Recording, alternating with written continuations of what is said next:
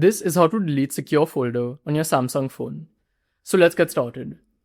The first step is to open the secure folder. So you can do this from the app drawer.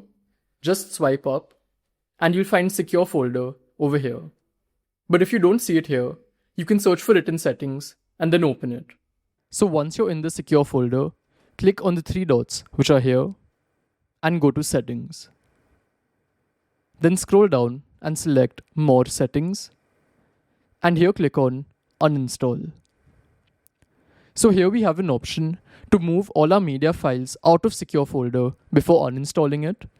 So if you want to do this, you can check this box or else uncheck it.